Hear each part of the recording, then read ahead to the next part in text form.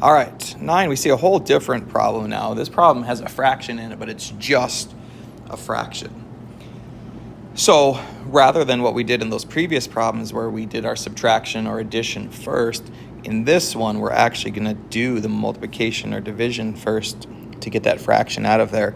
So what I'm looking at here, again, there's nothing else over here, right? So the only thing I have in this problem where the variable is a fraction.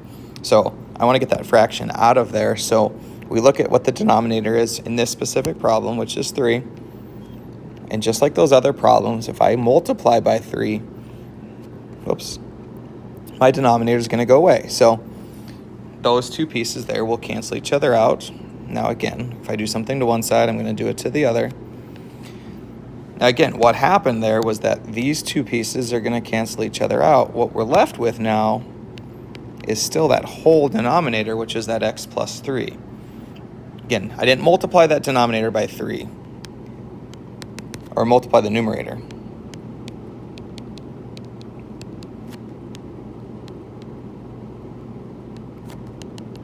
That's probably the biggest mistake, is trying to put this 3 into these pieces. That's not where it does. It just focuses on that denominator.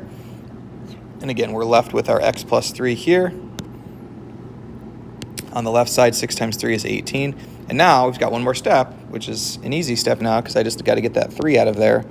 I minus 3, and we get x equals 15. If we look back at our problem, erasing this other stuff, you notice we had x plus 3 divided by 3. Well, we just said x was 15, so 15 plus 3 over 3, which is 18 over 3, which is 6, which, if you can see here, that's what we wanted.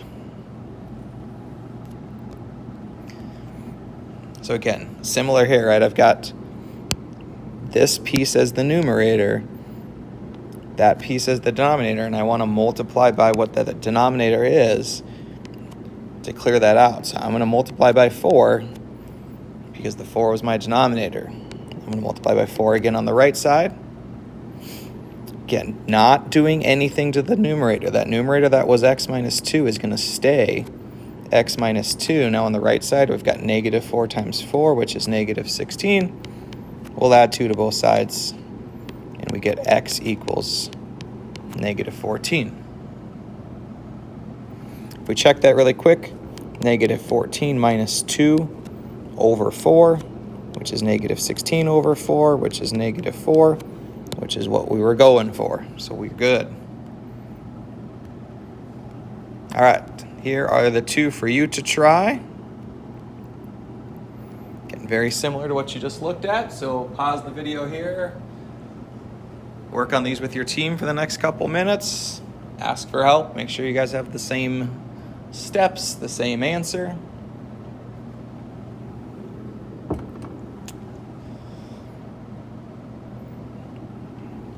All right, hopefully you're able to make connections between what we just did and what those were. Again, I'm going to multiply by 2. 6 equals x plus 5. Subtract the 5, and x should be 1. I know that 1 plus 5 over 2 is the same thing as 6 over 2, which is 3, which is what I wanted, so I know that's my answer. On this one, I'm going to multiply by that 2 because it's in the denominator. I don't have much space. I'm going to have to put it up there. And I've got x minus 1 equals negative 12. I'll add 1. And I get x equals negative 15.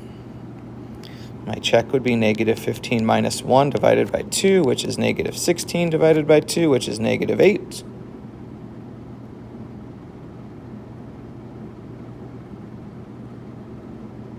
Oh, see, that's why we check. You can see I made a mistake here. 6 times 2 is not negative 16, but rather negative 12.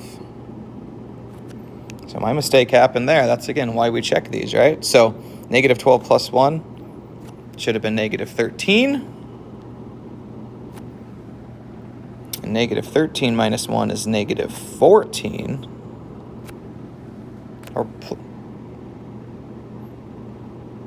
Oh, no, this is negative 11.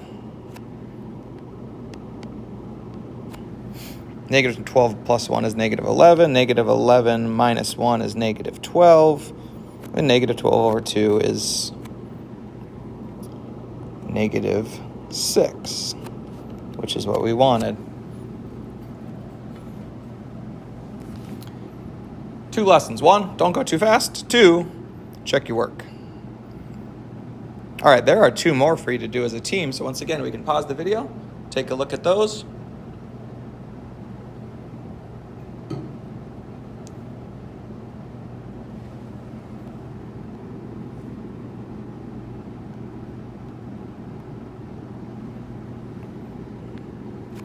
All right, minus 5 minus 5, 3x equals 12. Divide by 3, divide by 3. X equals 4. 3 times 4 plus 5. 12 plus 5, 17, 17. X equals 4. Minus 6 minus 6. 4y equals negative 16. Divide by 4, divide by 4. X equals negative 4. 4 times negative 4 plus 6 equals negative 10. Negative 16 plus 6. Negative 10 equals negative 10. We're good.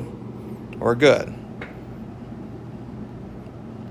All right, so hopefully that is helpful as we work through some 2-step equations. Now we'll look at some multi-step equations, some variables on both sides equations.